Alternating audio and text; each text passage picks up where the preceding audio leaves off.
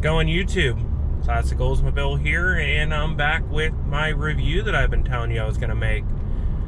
This is the 8-month, almost 4,000 miles. We're at 3749. And we're going to talk a little bit about the K5 and my experience with ownership here today. It's been pretty good. I mean, everybody saw the initial 1,300 miles and dead by now, I'm sure, videos of this car early on in its stages, and got to see what had happened with that. Outside of that and a incident involving a wooden shipping pallet, so I was coming home and hit a wooden shipping pallet in the road and cracked the front bumper, had to have that replaced. But that's things that it could happen to any car. It's not going to be subject to this car.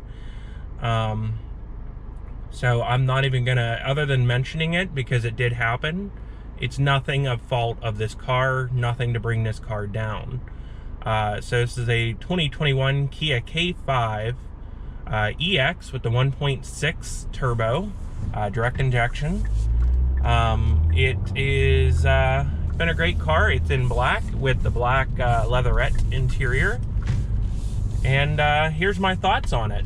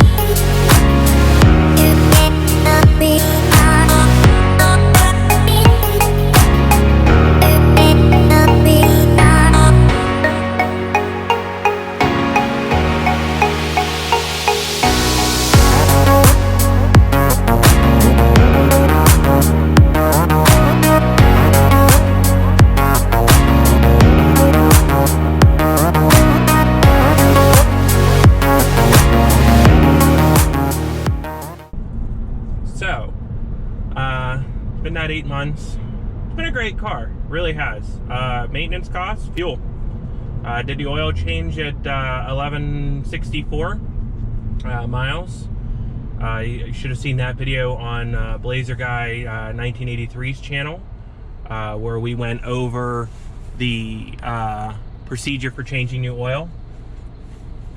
Other than that, it hasn't needed anything. The repair that was done as far as the ground coming loose, that was all covered under warranty, the towing, everything. I put fuel in it. I just now topped off the washer fluid. I swear that must be like a 2-gallon jug, because I put a gallon in it. The wireless Carplay that everybody talks about, I'm sure you've seen it in some forums and such, it is buggy. It was having a lot of problems with, what is this guy doing? Okay. Anywho, sorry about that. I got distracted by people that can't drive over there. I hate when trucks do this on this road too.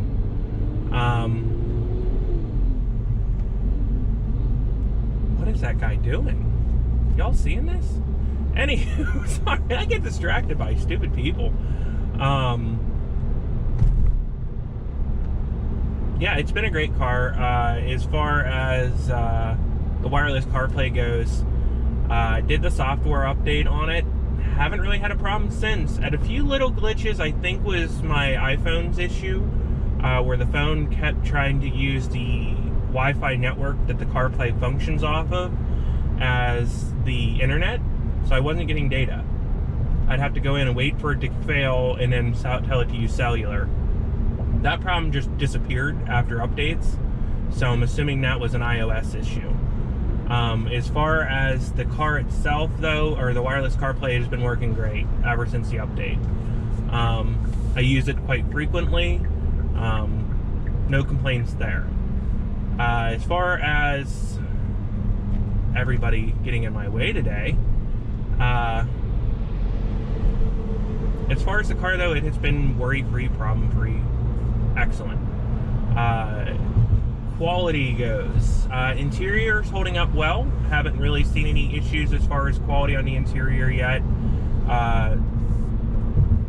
Some people may have already noted the panoramic sunroof, particularly when it is really warm outside, like the sun's beating on it, or it's very cold outside. It does creak. You'll hear it kind of creaking and settling on the seals. Nothing ridiculous, gets kind of annoying, but I'm fine with it. Typically, honestly, just popping it open and closing it fixes a lot of it. Like it was creaking when we started all this.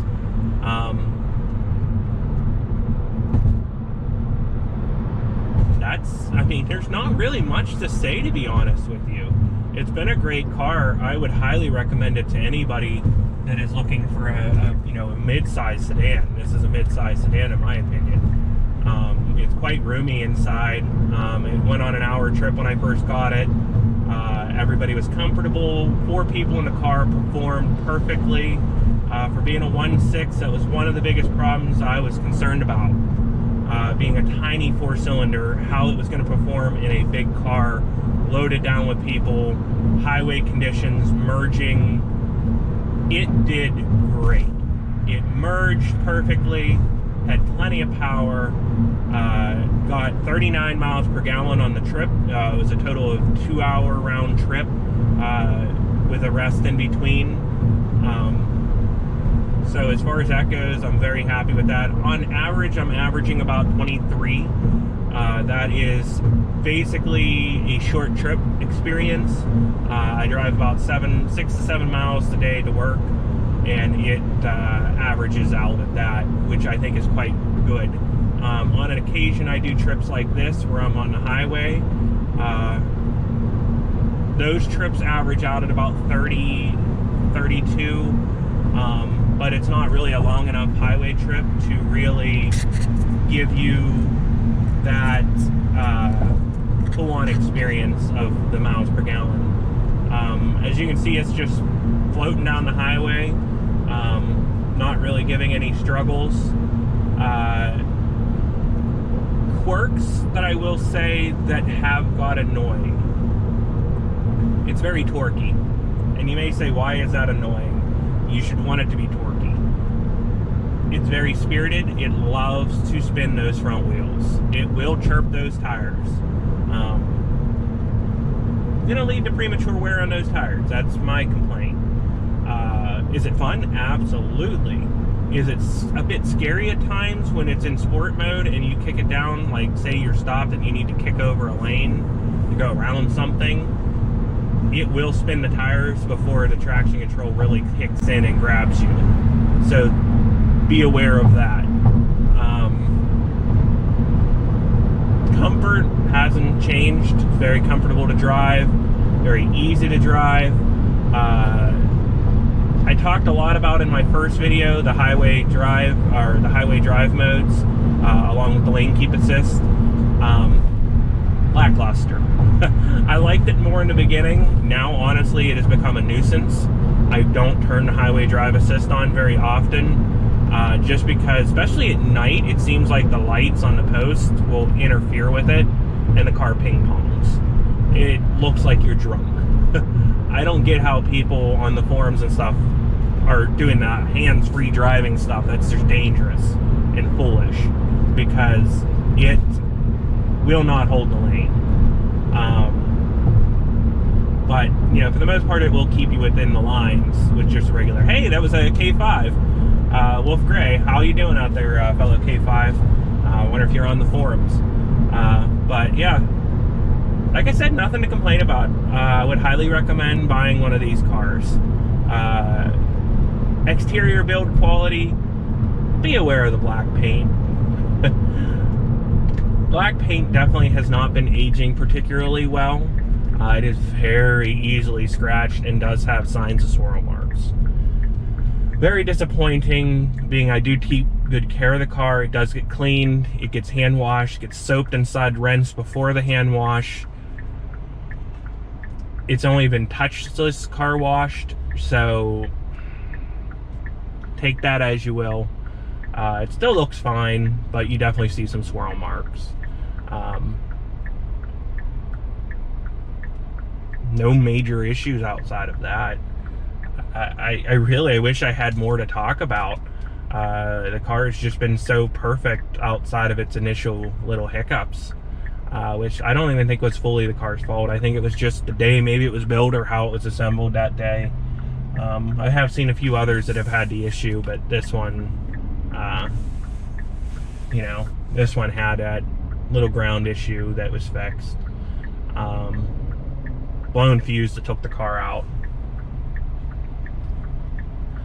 But I'm getting close to the end of my little drive here. I just figured I would give you that update, tell you how the car's doing, give you my feedback on the car for the length of time I've owned it and lived with the car now. The biggest question is, how long, do I plan on keeping this car till it's paid off? That has been a question that I've been having, because some people, there's folks out there that buy a car every couple years and then they trade it in. I'm the kind of person that I like to buy a car to keep it. Now, I don't want to have a car payment forever. And that's part of the reason why I bought this car, in fact, because it's got the 10-year, 100,000-mile Kia powertrain warranty on it. And it was a brand new car. I wanted a brand new car for once, and I wanted a car I knew I could have and I could pay off and still have a warranty on it. The biggest thing that I ran into is the fear of the initial breakdown with the car. That does give me a little bit of hesitation on if I'm going to keep the car. And I'm going to get back to you with that at the year mark, I think, is if I plan on keeping the car till it's paid off. That and right there is an annoying thing too that I hope they fix in a software update. It will bog out on weird situations like that. Also, I've experienced an issue with the sport mode where it doesn't want to shift, which is also a issue other people have shared. I don't think it's a failure. I don't think it's a mechanical failure in the transmission. I just simply think it's a software glitch that needs to be updated and will get updated. It's just going to take time. You got to remember, this is a brand new car, and there's a lot of people getting down on these cars, saying, oh, they're trash, the quality is terrible, they have so many problems, and this happened to mine, the transmission went out in mine. It's gonna happen. It's a 2021. It's the first model of the K5 here in the United States and Canada. You're going to have issues. You are a guinea pig, basically. I bought this car knowing it was gonna have issues, that had the potential to have issues, I should say. I took that risk because of the warranty on the car. So if that's what you're afraid of, wait till 2022. But for now, you have the 10-year, 100,000-mile warranty. Don't worry about it. But anyways, like I said, the car's great. I'll let you know at the year mark if I plan on keeping it past the year, or past, paying it off. But if you have any questions, concerns, comments, leave them down below. Please hit that subscribe button. Trying to grow the channel, get some reach out. As always, thank you for watching, and have a good day.